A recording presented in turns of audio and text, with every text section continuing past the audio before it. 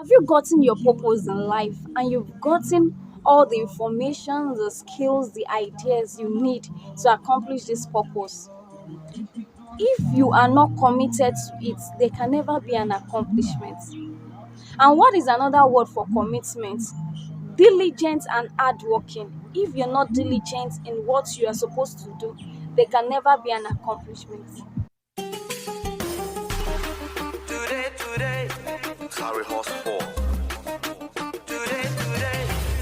Breaking limit. Welcome to Breaking Barriers with Jairus Elizabeth, and happy new month to everyone outside the year.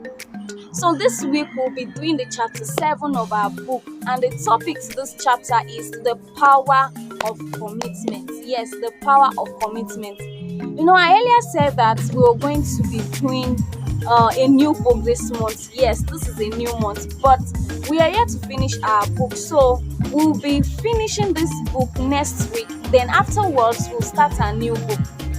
The reason why we have to take this step by step is because for those who are not privileged to read this book, they will be able to learn one or two things from our review. So let's just be patient and enjoy the review as it goes. God created the Garden of Eden. He asked man to keep and dress it. Then afterward, he asked them to eat of all the fruits in the garden except the one in the center. Why am I bringing this? It's because God does not talk about food until he has talked about work.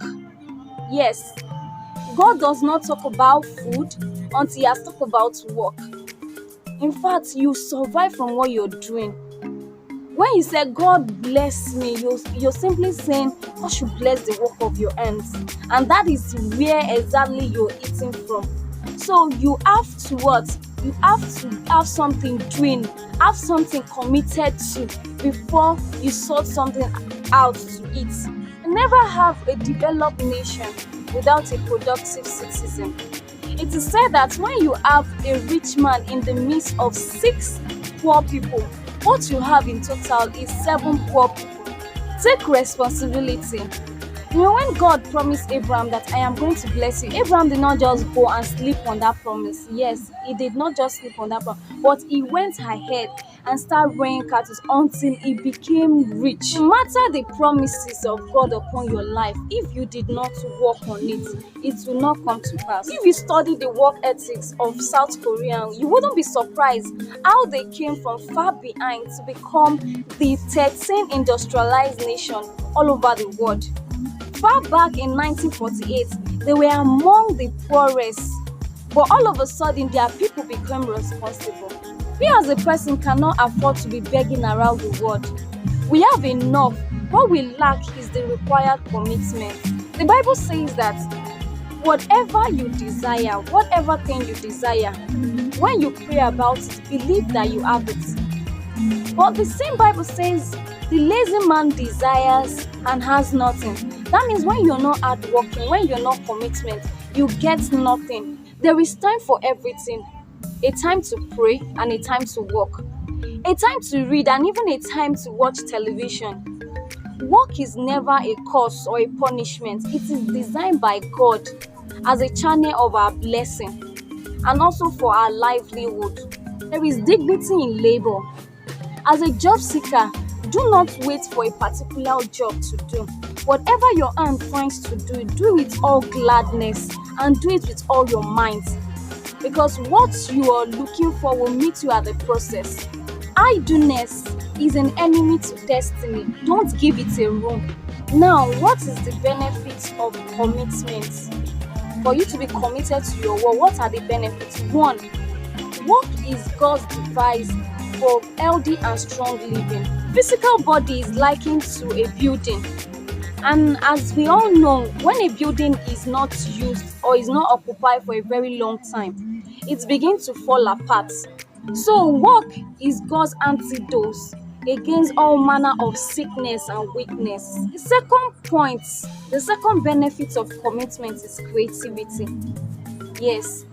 And I jot something down. I said, you cannot be committed and not be creative.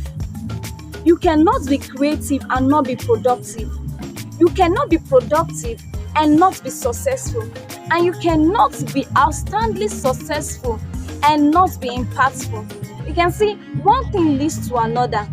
So when you are committed, you will be creative, ideas will be coming to your head, and you will see yourself being successful and impacting to life. Work is like polishment and not punishment, like polishing your shoe. As a result of you working, you shine, you glow. The president of one of the largest corporations says that you cannot pour yourself into a work and not shine. So in as much as you are working, you glow as a result of that work, you shine. Your light can never be hidden because you're showing what you're capable to do. So you shine, you glow. You are either a worker or a beggar. It is a clear choice we need to make. It is time to recover your human dignity. It is time to rebuild your life. It is time to rebuild your nation. You cannot rebuild your nation or your life by just praying, fasting, or reading the Bible. No. But it is time for you to work it out, to be committed in what you're doing, and you will see yourself being successful. And now we've come to the end of our review for today. I hope you're blessed. Have a wonderful month ahead.